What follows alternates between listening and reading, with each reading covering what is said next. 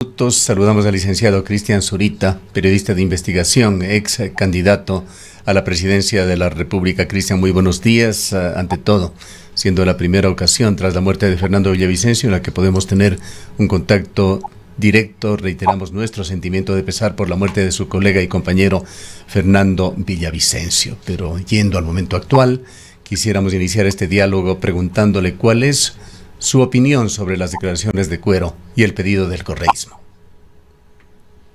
Yo les agradezco, muchas gracias por este espacio. En verdad no habíamos tenido la oportunidad de conversar algún tiempo y pues siempre he sido muy bien recibido y pues mis criterios y mis comentarios siempre han sido muy bien acogidos por todos ustedes y yo agradezco pues sus palabras y agradezco pues la invitación. Me siento muy honrado de estar con ustedes respondiendo sus inquietudes. Ahora, lo primero que yo tengo que decir es que cara dura. Roberto Cuero es un cara dura. Es él uno de los señalados por el propio Fernando Villavicencio, ¿sí? Como parte de un grupo que pensó un plan para acabar con su vida en el pasado abril, que es el pasado reciente, y se señaló a otros, 3 de la Revolución Ciudadana, el señor Gómez, ¿sí? El señor Aliaga, con quien obviamente tiene unas diferencias y unos vasos comunicantes por demás extraños, ¿sí? Con grupos que han dejado y han sido puestos en evidencia con anterioridad, más del social cristiano Pablo Muentes, en un posible complot para acabar con su vida. Lo que hemos visto el 9 de agosto es que han acabado con su vida, y ellos son parte de una investigación. Y el señor Cuero es parte de una investigación. Y el señor decir que pues los principales perjudicados han sido ellos, ¿sí? Cuando de por medio existe una serie de víctimas y un grupo político destruido, quebrado por la muerte de quien se estableció como líder de un movimiento político, pues ¿en qué queda? ¿En qué queda? Lo que corresponde es que las investigaciones continúen y lo que corresponde es que públicamente se haga acuerdo a todos estos fascinerosos directamente relacionados a la Revolución Ciudadana, que son los que han creado el ambiente y el ecosistema de violencia y odio, ¿sí? En contra de quienes lo dejamos en evidencia, porque fueron los periodistas los que terminaron evidenciando que el modelo que ellos le ofrecieron al país estaba totalmente destruido por la corrupción y que era un fracaso, ¿sí? Y a partir de eso vino el odio y luego el asesinato de Fernando Villavicencio como candidato, y hoy nos están diciendo que quieren información, que quieren celeridad, ¿sí? ¿Para qué? Para cambiar la narrativa, porque lo único que les interesa es librarse narrativamente del discurso político que bien o mal establece una relación directa, ¿sí? Con lo que significa el crimen de Fernando Villavicencio, con ellos. Ellos cayeron 20 puntos porque el electorado, bien o mal, identificó, ¿sí? Que la Revolución Ciudadana está directa o indirectamente relacionada al crimen. Y lo que tratan es de limpiarse a través de una narrativa que han creado a través de todos sus aliados. José Serrano, sobre todo, ¿sí? Ricardo Vanegas, quienes han asumido efectivamente una línea de investigación totalmente distinta y hoy van a decir que piden celeridad y que piden investigación y que piden la información relacionada a lo que significa el crimen de Fernando Villavicencio. Si los temas son obvios, la policía tenía una condición de omisión frente al crimen y tendrá que responder tanto quien fue jefe de seguridad de la Dirección General de Inteligencia al no permitir colocar personas correctas y adecuadas de lo que significa el círculo, como la cápsula inmediata de Fernando Villavicencio, que no conocía absolutamente nada de seguridad, que se termina relajando y lo terminan asesinando, así como las investigaciones que se han relacionado con la unidad de antinarcóticos que ya investigaba a 2 de los gatilleros que estuvieron en el plan y en el complot que acabaron con la vida de Fernando. Así que la participación de la policía se entiende y se sabe. De que de por medio existan los gatilleros y que se pueda llegar a los autores intelectuales es otro camino, ¿sí? Que le corresponde a la Fiscalía y tal vez a la asistencia del Buró Federal de Investigación, que es el FBI, ¿sí? A pues establecer otros caminos. Mientras tanto, yo no sé qué está pidiendo él, no es parte procesal, y desde lo político hay que consultarle qué o a dónde quiere llegar. Cristian, si me permite, Rosana, nada más para completar esta situación actual, para actualizar lo de Fernando Villavicencio y el avance de la investigación. Entendemos que en 10 días nada más se cerrará la instrucción fiscal que lleva adelante, por supuesto, la Fiscalía General del Estado. ¿Cuáles son las expectativas? Entendemos que en un tema tan delicado hay una serie de diligencias que no pueden ser hechas públicas, pero es importante conocer desde su punto de vista cómo están las cosas, hasta dónde han avanzado, qué es lo que se puede esperar en estos 10 días que quedan aún de la instrucción fiscal. Bueno, lo que ha habido es un proceso de identificación de una serie de protagonistas en las cuales se identifica una serie de jerarquías que complejizan por demás lo que significó el plan y el gran complot para matar a Fernando Villavicencio. De por medio encontramos como primera línea este grupo de sicarios contratados en Colombia, que no tenían relaciones con otro tipo de grupos, sino que existe un acercamiento, de un grupo de ecuatorianos en busca de ellos. Entonces tenemos este primer nivel que pasa por los colombianos. Tenemos un segundo nivel ligado a este grupo y esta banda delincuencial que trabaja en el sur de Quito, llamada la banda de Fabricio Colón Pico, que desde hace mucho tiene acciones ligadas al robo y pues a la venta de estupefacientes, ¿sí?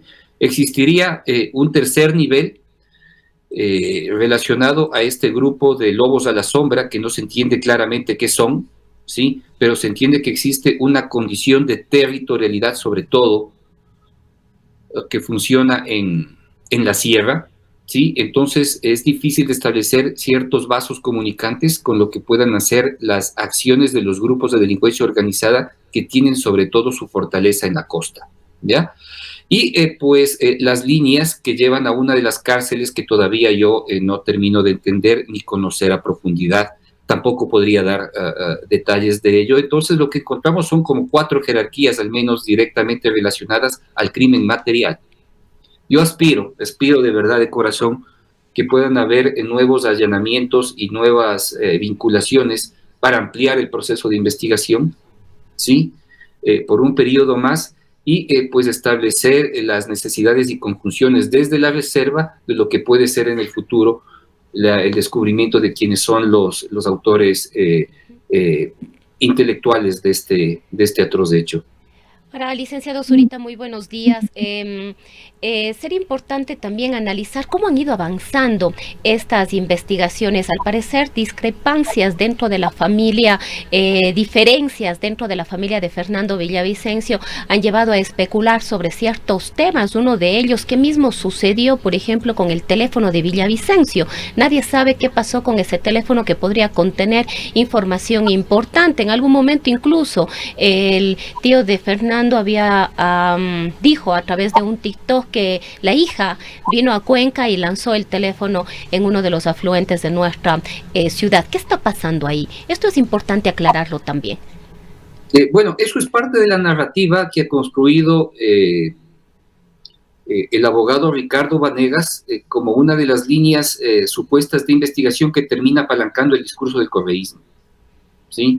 Los únicos interesados en obtener el teléfono de Fernando Villavicencio es el correísmo, es José Serrano, es Ricardo Vanegas. Y yo les voy a decir claramente, y totalmente claramente, esa información no van a tener. Esa información ya no existe, porque lo que se ha hecho ahí es precautelar, ¿sí? Primero la integridad de Fernando Villavicencio. Y con el teléfono no le mataron, ¿sí? Le mataron los gatilleros en 4 jerarquías que acabo de contar hace un momento, que tienen relaciones con otro tipo de grupos en los cuales habrá que determinar quiénes son los autores materiales, y que anteriormente he señalado que hay que investigar a los exasambleístas que amenazaron a Fernando Villavicencio en su momento, ¿sí? Bajo esas consideraciones, pensar que el teléfono de Fernando, ¿sí?, y sus dispositivos y sus equipos son el camino para identificar una línea del crimen están totalmente equivocados. Ellos quieren el teléfono de Fernando Villavicencio. Les voy a contar por qué, Rosana. Porque básicamente quieren conocer la información que tenía Fernando y sus relaciones y con quién hablaba. Eso es lo que quiere saber el correísmo. Eso es lo que quiere saber José Serrano. Eso es lo que quiere hacer Ricardo Vanegas. ¿A través de quién? Valiéndose de una familia que colapsó el día del crimen y que cree que tiene que haber procesos de investigación, que tienen que haberlo, ¿sí? Que señalen caminos abiertos para identificar eso. Pero eso no va a suceder, porque ese teléfono ya no existe, ¿sí? Porque efectivamente hay que defender las decisiones que ha tomado su familia interna, que son las víctimas, y pensar que la investigación no pasa por donde nos dice Ricardo Vanegas, mucho peor José Serrano, ¿sí? Que ha tratado de ensuciar a toda costa y establecer nuevos caminos de posibles relaciones en la investigación en contra del círculo de Fernando Villavicencio. Es lo que ha hecho Ricardo Vanegas en este proceso. Yo que he visto las versiones, lo que han tratado de hacer es de inculpar a 3 personas en el crimen. Carlos Figueroa, su amigo íntimo, ¿sí? El abogado Antonio López, ¿sí? Que ha sido su abogado, ¿sí? Y su amigo íntimo, jefe de campaña, y Cristian Zurita. Son las 3 personas que quieren, bien o mal, involucrar en las investigaciones, ¿sí? Y si quieren hacerlo, pues que lo hagan. Pero la investigación de alguna manera está cerrada porque las víctimas han tomado ya una condición posesoria sobre lo que significa pues la muerte de Fernando Villavicencio, que quiénes son. Sí, su ex esposa y viuda, sí, Verónica Zarauz, y sus 2 hijas mayores de edad, ¿sí? Que son pues Amanda y Tania Villavicencio. Existe una tercera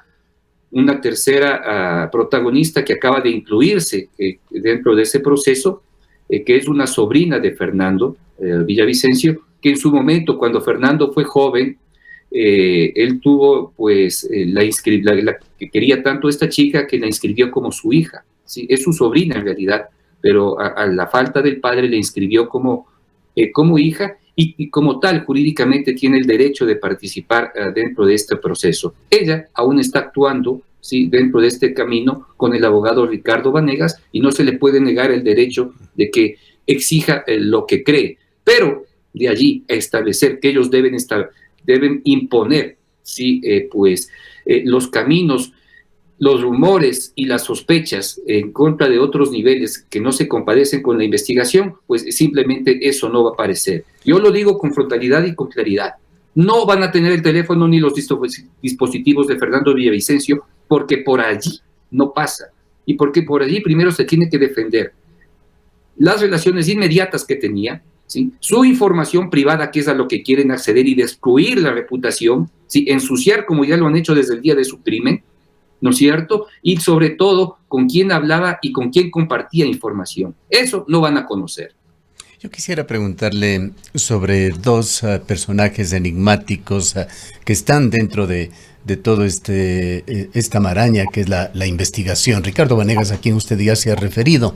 Él es un personaje que intriga, pues él apareció como muy cercano a Fernando Villavicencio.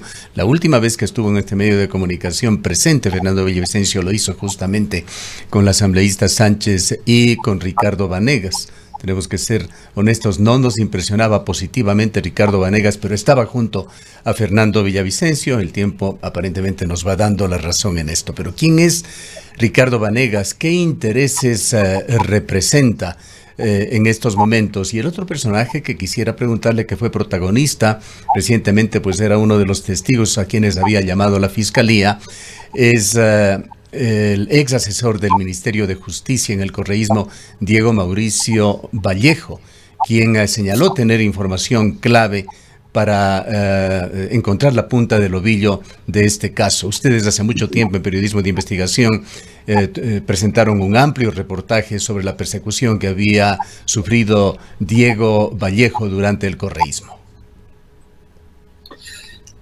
La presencia de Vanegas en el proceso se relaciona directamente a un pedido o a un acercamiento que él hizo a un grupo de familiares que directamente no pueden identificarse como víctimas, pero ha dicho que tiene el interés de defenderlos gratuitamente. Él está presente allí porque ha dicho que va a poner pues todos los recursos a su favor para conocer el crimen de Fernando Villavicencio, y pues buena parte de la familia ha aceptado, ¿sí?, esa propuesta. En sí, eso no es criticable. Lo criticable es el hecho de cómo quiere dirigir las investigaciones y a quién está pidiendo información. Lo correcto es que pide información a José Serrano, sí, que aparentemente está mejor informado. Sin embargo, sobre eso existe un alineamiento narrativo en lo que significa el manejo informativo. Y lo correcto sería que esté solicitando información y pidiendo sobre Diego Vallejo, que aparentemente tendría información que liga a José Serrano en el caso. En este segundo punto, Diego Vallejo ha señalado que tiene información que puede vincular a José Serrano dentro de la investigación y ha pedido que se recete tanto su dispositivo como su declaración en la investigación. Pero ha sido ya llamado en 2 ocasiones por parte de la Fiscalía General del Estado y pues a través de medios telemáticos tenía que rendir su versión, no lo ha hecho. Entonces, la pregunta es, ¿qué aporte real, sí, puede presentar Diego Vallejo con respecto a la investigación, independientemente de los conflictos personales que él tiene contra José Serrano? Recordemos que la persecución que tuvo Diego Vallejo, sobre todo viene de su ex jefe, José Serrano, y él se ha asilado en los Estados Unidos, donde trabaja y ha tenido que cambiar radicalmente las condiciones de su vida para subsistir. Si es que él ha hecho investigaciones, ha hecho un seguimiento a José Serrano, pues él tendrá que responder con claridad en las versiones que deba rendir a través de modo telemático en la Fiscalía General del Estado. Recordemos que no puede venir al país, él tiene un asilo en los Estados Unidos. De venir al Ecuador perdería ese estatus y pues lo pondría nuevamente en condiciones de indefensión con respecto a quien tiene todavía un enorme poder, porque vemos cómo José Serrano tiene la capacidad de contar información que nadie más tiene, y eso es por las relaciones estrechas y los vasos comunicantes y vinculantes que tiene con la Policía Nacional. Él manejaba la policía, él manejó mucho tiempo la inteligencia, todavía tiene gente que básicamente le nutre de importante información, y por eso es que es tan bien informado, ¿sí? Tan bien informado para todo. O sea, lo que no nos cuenta son los negocios y los millones que sacó del ISPOL. Eso no nos cuenta, pero sí nos cuenta la historia que quiere efectivamente establecer. De tal manera que habrá que esperar. Yo no quisiera adelantar qué podemos decir de Diego Vallejo con respecto a la vinculación que puede tener José Serrano dentro del caso, pero sí, Vanegas, quien sobre todo tuvo una relación política con Fernando Villavicencio, sí, porque recordemos que cuando él perdió ya la mayoría dentro de la Comisión de Fiscalización, creó pues este bloque anticorrupción en el que efectivamente participa Sofía Sánchez, de quien Fernando efectivamente le tenía una enorme confianza, un enorme acercamiento. De hecho, existió una relación ya personal directamente con ella, pero con Vanegas era distinto. Con Vanegas fue una relación netamente política y basada en las condiciones y en la coyuntura política que enfrentó en ese momento. Si Vanegas señala que de por medio existe una relación de amistad, lo que existe es una relación de cordialidad y de diplomacia política que en su momento Fernando Villavicencio le enfrentó, y no tuvo miedo de trabajar conjuntamente con él en beneficio de los proyectos políticos y las denuncias de corrupción que en su momento manejaron. Eso no se contrapone lo uno con lo otro. El tema central es la forma y los hechos en los cuales Vanegas hoy quiere actuar con respecto a la investigación. Yo hablé con Vanegas cuando empecé a ver que sacó información que generaba otro camino y sobre todo un ruido público. Lo llamé por teléfono y le dije, mira, no es que no publiques, publica, pero antes cerciórate y genera un contexto de lo que quieres decir, porque lo que están haciendo, ¿sí?, es generar mucho daño y provocar colaterales donde no se debe. Es decir, culpar o establecer rumores o sospechas sobre quien no debe existir sospechas. Pero, y si existen sospechas, pues empieza a trabajarlas de forma reservada para que las investigaciones avancen y te den o no te den la razón. Pero lo que ha hecho es hacerlo todo público. Lo que le interesa es tener pues una visibilidad, ¿sí?, con respecto al caso, y decir que él es el adalid y que va a encontrar a los responsables de la muerte de Fernando Villavicencio. Si tan valiente es, yo le invito a Vanegas que empiece a hablar de los posibles nombres que atraviesan el crimen intelectual de Fernando. Otro tema que quisiera preguntarle, ¿cuál es el papel del FBI, el Buró de Investigaciones de los Estados Unidos? ¿Es efectiva su participación en la investigación? ¿Hay un acuerdo formal con las autoridades del país? Porque si es que no hay no podría hacerlo el FBI, sería una interferencia en este país. ¿Está efectivamente siendo partícipe de la investigación del magnicidio?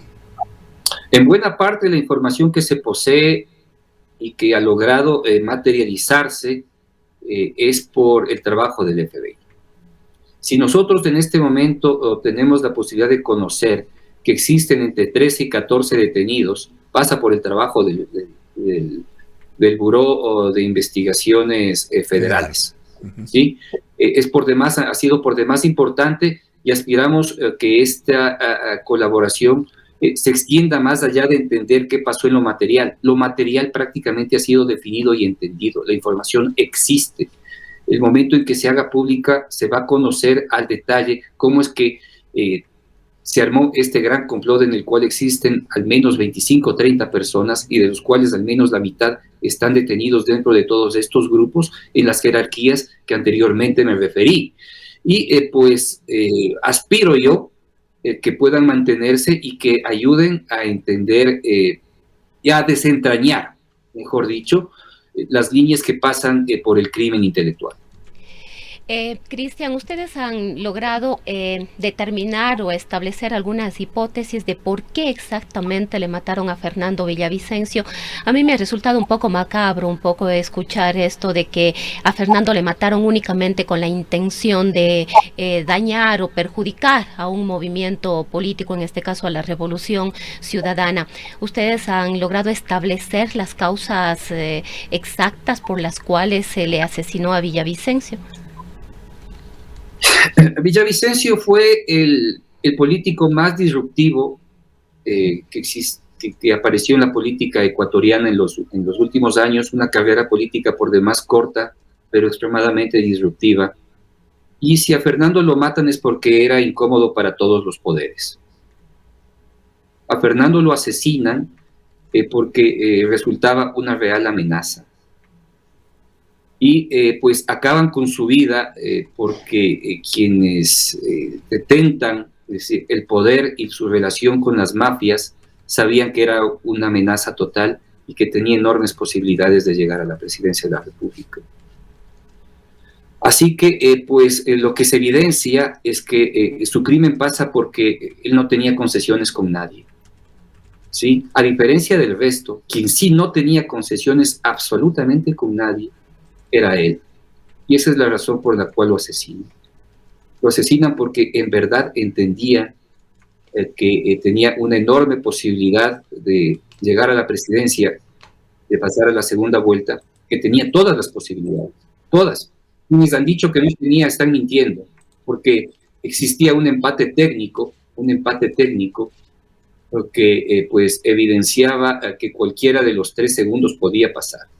¿Sí? Y con las condiciones disruptivas y pues con un ataque final en campaña, él tenía enormes posibilidades. Además de que efectivamente se reconocía que tenía un voto escondido por demás importante, que se ha manifestado con claridad el momento de las votaciones, ¿sí?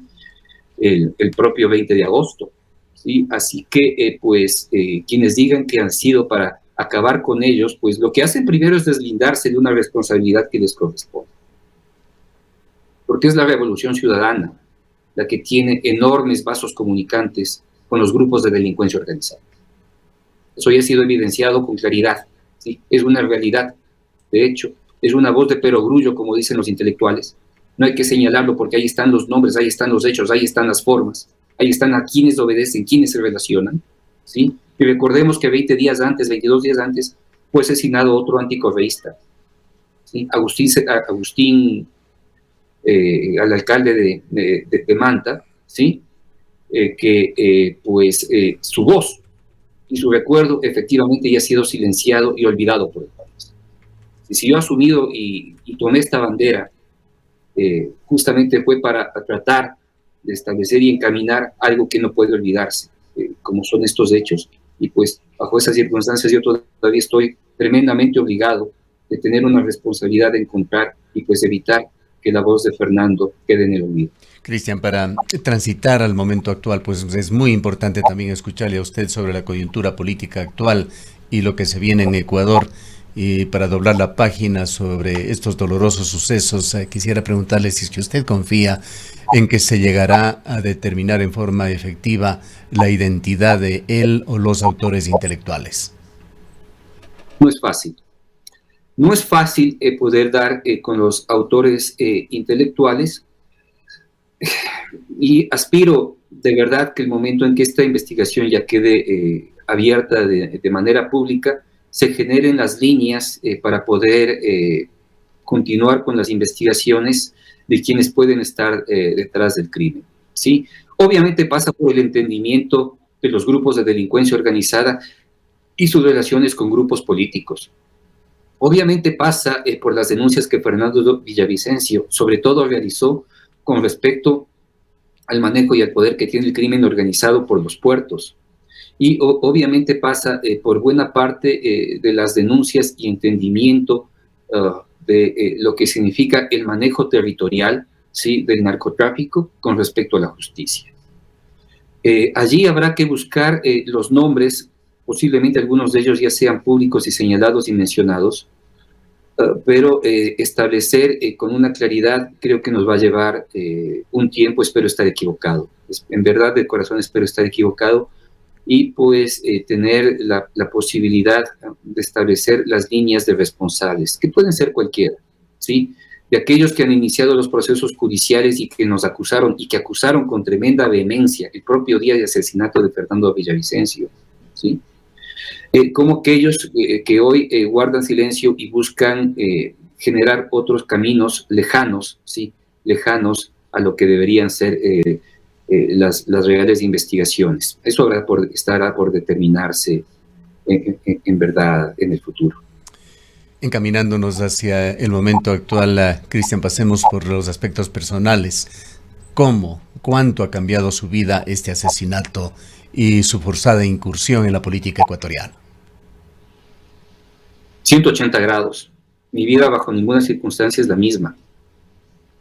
Hace pocos días recibí pues el perfilamiento de mis condiciones de seguridad, y pues mis condiciones son iguales a las de Fernando. Y eso significa que tengo que mantener una cápsula de seguridad que ha sido garantizada no por el Estado, sino por una resolución de la Comisión Interamericana de Derechos Humanos que obliga, ¿sí?, a que no se cierre ni cese mi voz, tanto desde lo comunicacional y periodístico como desde lo político, ¿sí? Y que para eso deben salvaguardar y resguardar mi vida, ¿sí? Una cápsula de seguridad poderosa, ¿sí?, que no pasa que pasa por una constante vigilancia de las 24 horas del día de al menos 20 policías.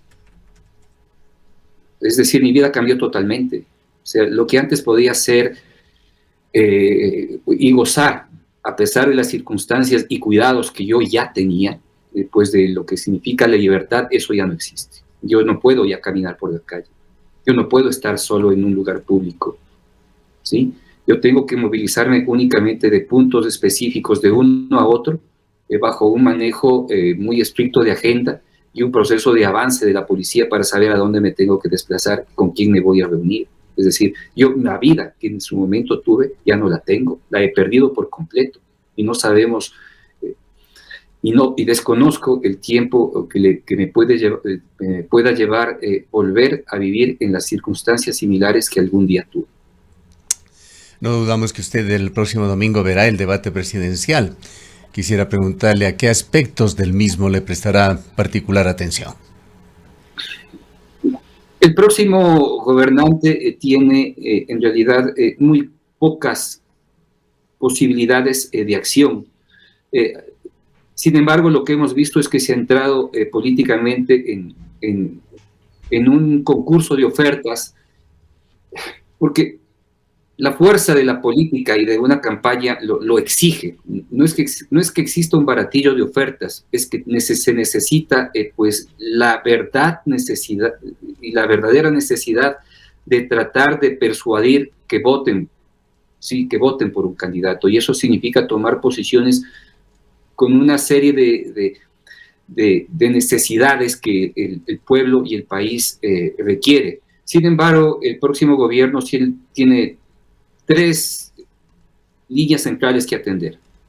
Primero, mantener la economía, ¿sí?, en un país en el cual deberá enfrentar el fenómeno del Niño. Deberá explicarse con claridad cuáles van a ser las líneas y los créditos y las formas y el perfilamiento que ya se están haciendo de los proyectos para obtener al menos $1.200 millones y enfrentar lo que significa pues la destrucción de la infraestructura y los problemas de salud que va a ocasionar el fenómeno del Niño, tanto en lo que significa seguridad alimentaria, seguridad sanitaria y pues educación. Lo segundo, el enfrentamiento al crimen organizado. Tiene que existir una real determinación y un sinceramiento claro de cómo van a actuar, ¿sí?, con respecto pues a estos grupos. Bueno, de parte de Luisa González ya sabemos que lo más probable es que llegue a un acuerdo con estos grupos, tal como en su momento ya lo señaló su candidato a la vicepresidencia, Andrés Arauz, que se van a sentar a dialogar con ellos, ¿sí? Y pues en eso ya existe un camino claro, ¿sí? Es el acuerdo con los grupos de delincuencia organizada para prestar un proceso. Así que habrá que exigirle a ella, ¿sí?, claridad de cómo va a enfrentar y determinadamente con respecto a estos temas. Y pues tal vez lo que signifique el sostenimiento de la dolarización, porque pensar que se pueden tomar los fondos de la Reserva Monetaria, de la Reserva Internacional, pues en verdad es un problema muy grave, y eso creo que lo tienen que establecer. Más allá de estos temas que son los centrales que tiene que atender el próximo gobierno, puede esperar cualquier otro tema, ¿sí? Lo que se debe exigir es disciplina fiscal con respecto a cada una de las instituciones, tal vez establecer mejores condiciones y líneas para saber qué puede hacerse con el Instituto de Seguridad Social en el futuro, que debe ser ya pues una propuesta real para el 2025, y otro tipo de proyectos de inversión, y tal vez el inicio de una discusión seria de lo que el país debe enfrentar en lo que significa libertad económica y la forma en que vamos a vivir ya a partir de 7, 8 años sin extracción de crudo, sin extracción de petróleo como principal fuente económica del país. Cuéntenos sobre la alianza que construyó Fernando Villavicencio, Gente Buena, valga la redundancia, el bloque de aproximadamente 30 asambleístas que estará actuando, las perspectivas de consolidar una corriente política sólida. Se trata de un grupo homogéneamente estable que trabaja monolíticamente. Han existido una serie de voces que han tratado de buscar desestabilización, que no es cierto, sobre todo desde el bando de Gente Buena, que fueron de alguna manera los acuerdos que se levantaron con Construye el momento de llegar a este acuerdo. El acuerdo pasó por establecer, seleccionar las listas, 50% para Construye, 50% para el movimiento de Fernando Villavicencio, que es Gente Buena, y pues existieron ciertas diferencias en lo que significa el número final. Al final el número fue como 55, 45, una cosa así. Pero existe un bloque monolítico que se mantiene y que trabajará unido. No son 30 asambleístas, Gustavo, son en realidad hasta el momento 29, dos que se pueden perder con los procesos eleccionarios en el exterior, ¿sí? Porque recordemos que el 15 también vamos a la elección y es posible que tengamos menor número de votantes y con menor número de votantes podamos perder los 2 escaños, pensando en que las elecciones desde el punto de vista físico y territorial en el exterior siempre fueron manejados por la Revolución Ciudadana y considerando que existen 2 finalistas que pertenecen a uno de ellos en esta bancada. De tal manera que, con la salida y la expulsión de Andrea García, ¿sí? Que eso fue pues una decisión unánime y que yo lo asumo también como una decisión personal. Quedan 29 asambleístas y 2 que se podrían perder y esperamos que eso no suceda. Sin embargo, quedaría un bloque fuerte, esperamos que sean 27, 28 asambleístas, no menos de eso, con los cuales podemos promover la agenda política que pregonó tanto Fernando Villavicencio, sacar adelante al menos 2 proyectos y pues responder con fuerza a lo que significa el juicio, el Consejo Nacional Electoral, el juicio al Consejo de Participación Ciudadana, impulsar una acción penal contra los consejeros del Consejo Nacional Electoral, luego pues de esta acción que significó llamar a nuevas elecciones que termina perjudicando sobre todo al movimiento Construye y su alianza con Gente Buena. ¿Han analizado las perspectivas hacia el 2025? Está muy cerca, por supuesto que ya es un momento de análisis con respecto a ese tema. En términos reales, se tienen que presentar condiciones de primarias para el mes de junio, ¿sí?